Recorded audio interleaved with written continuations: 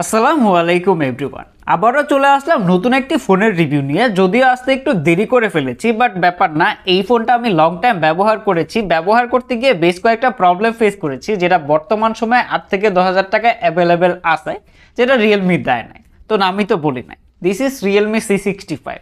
20,000 টাকা প্রাইস পয়েন্টে এই ফোনটা আসলেই কেমন হবে? শুধুই কি মার্কেটিং, নাকি এটার ভিতরে আসলেই ভালো জিনিসপাতি আছে? এটা আগের বারের C55 এর থেকে কতটা আপগ্রেড করা হয়েছে আর কোথায় কোথায় ক্রস কাটিং করা হয়েছে সব কিছু সুন্দর করে বুঝিয়ে দিব। তাই কোনো রকম কাটাকাটি ছাড়া ফুল ভিডিও দেখে ফেলেন। আর পুরো ভিডিওতে জ্ঞান দিতে আপনাদের সাথে আমি থাকছি, সাকত হোসেন লিমন। আপনারা দেখতেছেন জ্ঞানী ভাই। অ্যান্ড ভিডিও ভালো লাগলে অবশ্যই সাবস্ক্রাইব করে নোটিফিকেশন বেল ওপেন করে রাখবেন। অসংখ্য ধন্যবাদ সোহা টেলিকমকে এই প্রোডাক্টটি আমাদের কাছে পাঠানোর জন্য। তাদের কাছে আপনারা রিয়েলমি সহ সকল ব্র্যান্ডের স্মার্টফোন পেয়ে যাবেন। এই ফোনটি তাদের কাছ থেকে পারচেস করে জ্ঞানী ভাইয়ের রেফারেন্স দিলে আলাদা করে স্পেশাল গিফট অ্যান্ড ডিসকাউন্টও পেয়ে যাবেন। এইখানে সাদামাটার ডিজাইনের আদলে এই লুকটা পার্সোনালি আমার কাছে ভালো লেগেছে। পরে যখন এইটার লুক নিয়ে একটু সার্ভে করতে বের হইলাম, যেখান থেকে বেশিরভাগ লোক বলতেছে এইবার নাকি স্যামসাংকে কপি মারছে। আচ্ছা বাদ দেই, এই পুরো ফোনটাই প্লাস্টিক বিল্ড অ্যান্ড পলিকার্বনেট বডির, যেখানে এইটার ব্যাক পার্টে ম্যাট ফিনিশ দেওয়া হয়েছে আর এইটার উপরে আড়াআড়ি খাঁচকাটা একটা ডিজাইন দেওয়া হয়েছে, যেটা দেখতে ভালোই লাগে। এইটা আবার আলোতে গেলে রিফ্লেক্ট করে। তবে কোনো রকম গ্লাস ব্যবহার না করার কারণে এটাতে দাগ পড়ে যাচ্ছিল। মাস্ট বি ব্যাক কভার ব্যবহার করবেন। আর এই পুরো ফোনটাকে লক করার জন্য থাকছে সাইড মাউন্টেড ফিঙ্গারপ্রিন্ট, যেটা অ্যাকুরেট ছিল বাট কিছুটা অ্যানিমেশন ডিলে খেয়াল করেছি। ভালো লেগেছে যে 5000 mAh ব্যাটারি হওয়ার পরও এটার থিকনেস হচ্ছে 7.6 মিলিমিটার আর এর ওয়েট হচ্ছে 185 গ্রাম।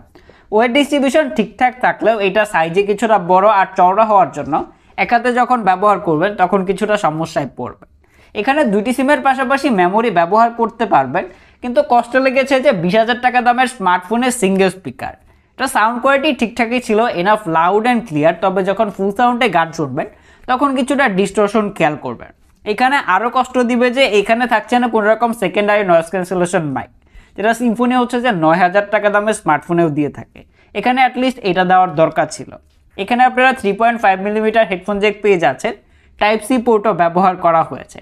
তবে 20,000-এ কোনো রকম গ্লাস ব্যবহার করা হয় না, যেটা অবশ্যই প্যারাদায়ক। অ্যান্ড এখানে সিঙ্গেল স্পিকার ব্যবহার করা হয়েছে। এই ফোনটা সব থেকে বড় ক্রস কাটিং করা হয়েছে ডিসপ্লেতে। এইটাতে ব্যবহার করা হয়েছে 6.67 ইঞ্চের একটি IPS HD+ ডিসপ্লে, যার PPI হচ্ছে 264 PPI। অ্যান্ড এখানে পানসোল ব্যবহার করা হয়েছে। 20,000 টাকায় HD+ ডিসপ্লে, যেটা 24 এলাইসা অনেকটাই বেমানান। ভালো ব্যাপার যে পানসোল ব্যবহার করা হয়েছে। ডিসপ্লেটা এমনিতে ব্রাইট, কালার কন্ট্রাস্ট ঠিকঠাকই ছিল। তবে যখন কাছে থেকে ভিডিও দেখবেন তখন কিছুটা শার্পনেসের ঘাটতি ফিল করবেন। আর এইটা দিয়ে যখন ইউটিউবে ভিডিও দেখবেন, আপ টু 2K পর্যন্ত ভিডিও দেখতে পারলেও এটা হচ্ছে যে ফ্রেম স্কিপ করে, মানে ফ্রেম আটকে যায়। ভালো ব্যাপার যে 90 হার্জের হাই রিফ্রেশ রেট দেওয়া হয়েছে। তবে এটা অনেকটাই বেমানান যে 20,000 টাকায় অন্যান্য ব্র্যান্ড যেখানে 120 হার্জের হাই রিফ্রেশ রেট দিতেছে, ইভেন হচ্ছে যে অ্যামোলেড দিতেছে, তার এখানে IPS HD+ দিয়েছে আর 90 হার্জের হাই রিফ্রেশ রেট। তবে ভালো ব্যাপার যে তেমন কোনো রকম লেটেন্সি খেয়াল করে নাই। 90 হার্জ ভালোভাবেই পুশ করতে পারতেছিল। তবে কোনো রকম প্রোটেকশন নাই, যার জন্য অবশ্যই আলাদা করে একটি স্ক্রিন প্রোটেক্টর লাগিয়ে রাখবেন। ভিউইং অ্যাঙ্গেল ভালো ছিল, তেমন কোনো রকম নেগেটিভিটি খেয়াল করে নেয়। তবে চিন অ্যান্ড বেজেল অনেকটাই ন্যারো রাখা হয়েছে। প্রাইস পয়েন্ট অনুযায়ী ঠিকঠাকই আছে। তবে এর পিক ব্রাইটনেস হচ্ছে 625 নিট, যেটা ইনডোরের জন্য ঠিকঠাকই আছে। বাট যখন হচ্ছে যে বাহিরে গিয়ে ব্যবহার করবেন তখন এইটা নিয়ে প্যারাতে পড়বেন। তাছাড়া যা যা দিচ্ছে সেগুলার নিয়ে বলতে গেলে এখানে HD+ অনেকটাই বেমানান। বলেন দেখি এটার ক্যামেরা প্যাডের কি অবস্থা। এইটাতে ব্যবহার করা হয়েছে ডুয়াল ক্যামেরা সেটআপ, যার মেইন ক্যামেরাতে ব্যবহার করা হয়েছে 50 মেগাপিক্সেলের মেন সেন্সর, আরেকটা হচ্ছে 2 মেগাপিক্সেলের ডেপথ সেন্সর। আর এর ফ্রন্টে আসলেই পাচ্ছেন 8 মেগাপিক্সেলের সেলফি ক্যামেরা। অ্যান্ড এইটা দিয়ে আপনারা 1080p 30 fps এ ভিডিও রেকর্ড করতে পারবেন। এখন যদি এর পিকচারগুলো নিয়ে বলতে হয়, তাহলে দিনের বেলায় ভালো লাইটিং কন্ডিশনে ঠিকঠাক ছবি ক্যাপচার করে, ডিটেল শার্পনেস, কালার কন্ট্রাস্ট সবকিছুই ভালো লেগেছে। তবে যখন লো লাইটে চলে যাবেন তখন ডিটেলস কমে যায়, ইভেন হচ্ছে যে গ্রেনের দেখা পেয়েছি। আর যখন আলোর বিপরীত পাশে ছবি ক্যাপচার করবেন তখন ছবিটা হচ্ছে যে কিছুটা ওভারব্লোন করে দেয়। আর যদি এর পোর্ট্রেট মোড নিয়ে বলতে হয়, তাহলে আগের বারের থেকে এখানে কিছুটা ডাউনগ্রেডই করা হয়েছে, কেননা পোর্ট্রেট মোডে এইচ ডিরেকশন, ইভেন হচ্ছে যে ব্যাকগ্রাউন্ড যে ব্লারটা আছে, এটা আগের বারে C55 এর থেকে খারাপই করা হয়েছে। আপনারা ছবিগুলো দেখলেই বুঝতে পারবেন চুলের এরিয়া ইভেন হচ্ছে যে আপনারা যখন হাতে কিছু ধরে রাখছেন তখন ওইটাকে অ্যাকুরেটভাবে এইচ ডিটেক্ট করতে পারে না। ইভেন হচ্ছে যে আলোর বিপরীত পাশে ছবি তুললে ছবিগুলোকে একেবারে ব্ল্যাঙ্ক করে দিতেছিল, যেটা পার্সোনালি আমার কাছে ভালো লাগে না।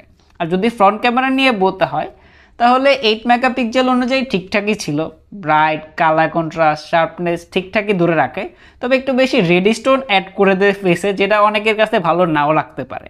আর যদি পোর্ট্রেট মোড নিয়ে বলতে হয় তাহলে এখানেও তেমন কাজই করেছে, এজ ডিরেকশন পারফেক্ট হয় নাই, ইভেন হচ্ছে যে কিছু কিছু জায়গায় ছাড়া দেয়। তো ছবিগুলো দিয়ে দিলাম, অবশ্যই দেখে কমেন্ট করে জানাবেন কেমন লেগেছে। তবে এটা অবশ্যই বলবো যে আগের বারের C55 থেকে এখানে কিছুটা ডাউনগ্রেড করা হয়েছে। পারফরমেন্স পার্টে এইটা কিছুটা হতাশই করেছে, কেননা এইটাতে ব্যবহার করা হয়েছে মিডিয়াটেকের হিলিও Z85। এইটা হচ্ছে 12 ন্যানোমিটার আর্কিটেকচারে বিল্ড করা, আর এইটাতে আপনারা র্যাম রোম ভেরিয়েন্টে পাচ্ছেন 8GB RAM and 128GB internal storage. তবে এটা স্টোরেজ টাইপ কি সেটা কোথাও ঘাটাঘাটি করে পাই নাই। Z85 ভালো চিপসেট, তবে 20,000 টাকা প্রাইস পয়েন্টে এটাকে কিছুটা ওভার প্রাইসটা বলা যায়। তো প্রথম ধাপে এটা দিয়ে আমরা বেঞ্চমার্ক টেস্ট করেছি, যেটা সিঙ্গেল করে 425 অ্যান্ড মাল্টি করে 1350 কোর করে। অ্যান্ড এটা দিয়ে হচ্ছে যে day to day multitasking, social media browsing সব রকমের কাজকর্ম করে নিতে পারতেছিলাম 8GB সুবাদে, তেমন কোনো রকম সমস্যা হয় নাই। তবে অ্যাপ ওপেনিং স্পিডটা আমার কাছে কিছুটা কমই মনে হয়েছে। র্যাম ম্যানেজমেন্ট ভালো ছিল, ব্যাকগ্রাউন্ডে 15 থেকে 20টা অ্যাপ রেখে কাজ করা যায়, তেমন কোনো রকম সমস্যা করে না। তবে যদি গেম প্লে নিয়ে বলতে হয়, যারা আসলে হার্ডকোর গেমার 20,000 টাকা প্রাইস পয়েন্টে এইটা আসলে অ্যাভয়েড করতে পারে। এটা দিয়ে বেসিক গেম প্লে যেমন হচ্ছে যে সাবওয়ে সার্ফার, টেম্পল রান, তারপরে ক্রিকেট, ফুটবল, এই গেমগুলো ভালোভাবেই খেলতে পারবেন, তেমন কোনো রকম সমস্যা হয় নাই। তবে যারা হার্ডকোর গেমার তারা হচ্ছে যে অ্যাভয়েড করতে পারেন। এটা দিয়ে অ্যাসপোর্ট 9 খেলেছি, গেম প্লে ভালো থাকলেও কালারটাকে হচ্ছে যে স্যাক্রিফাইস করতে হবে, আর গালিগুলো যখন ক্র্যাশ করে তখন কিছুটা ফ্রেম ড্রপের দেখা পেয়েছি। আর এটা দিয়ে কল অফ ডিউটি মোবাইল খেলেছি, যেটা মিডিয়াম গ্রাফিক্সে হাই ফ্রেম রেটে সেট করে খেলতে পারবেন। যদিও শুরুর দিকে গেম প্লে অনেকটাই ভালো ছিল, তেমন কোনো রকম প্রবলেম হয় নাই, বাট অনেকক্ষণ একটানা গেম প্লে করার পর ফোনটা বেশ ভালো পরিমাণে হিট হয়, ইভেন হচ্ছে যে ফ্রেম ড্রপের দেখা পেয়েছি। যদিও রিয়েলমি ক্লেম করতেছে যে এটা 4 বছর পর্যন্ত নাকি কোনো রকম পারফরমেন্সে ড্রপ করবে না, বাট এটা আসলে লং টার্মে কেমন হয় সেটা হচ্ছে যে ব্যবহার করে আপনাদেরকে জানাতে পারবো।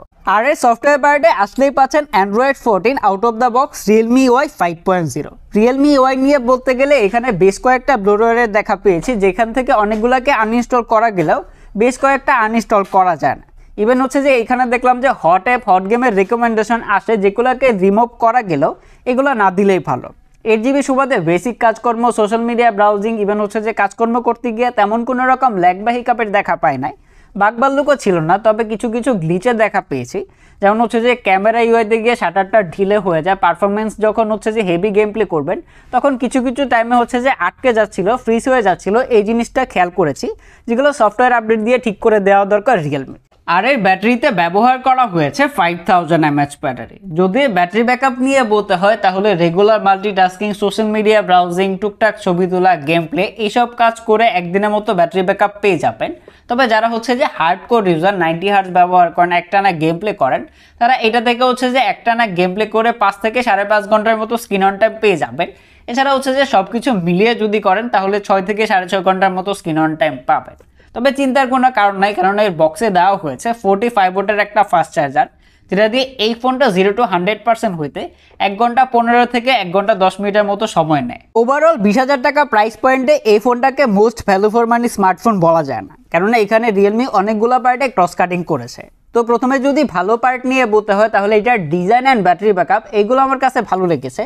তবে খারাপ লাগার ভিতরে এখানে হচ্ছে যে ডিসপ্লে, পারফরমেন্স, ইভেন হচ্ছে যে ক্যামেরা, এই পার্টগুলোতে সত্যিকার অর্থে ডাউনগ্রেড করা হয়েছে। যেখানে C55 এর ক্যামেরা এটার থেকে অনেকটা ভালো ছিল, সেখানে এইখানে কিছুটা ডাউনগ্রেড করা হয়েছে। আর পারফরমেন্স আর হচ্ছে যে ডিসপ্লে, এখানে HD+ ব্যবহার করা হয়েছে। 20,000 টাকা প্রাইস পয়েন্টে অনেক ব্র্যান্ডই অফিসিয়ালভাবে 120 হার্টজে হাই রিফ্রেশ রেট সহ ফুল HD+ দিতেছে। অ্যান্ড এইটাতে হচ্ছে যে Z85 দেওয়া হয়েছে। এখানে যদি Z99 দেওয়া হইতো তাহলে চোখ বন্ধ করে সবাইকে রিকমেন্ড করা যাইতো। তো এই জিনিসগুলো হচ্ছে যে কমতি আছে। তাই যারা হচ্ছে যে বেসিক কাজকর্ম করেন, তেমন কোনো রকম হার্ডকোর কাজ করেন না, তারা এটা দেখতে পারেন, বাট হার্ডকোর কাজের জন্য এটা ডিরেক্ট অ্যাভয়েড করতে পারেন।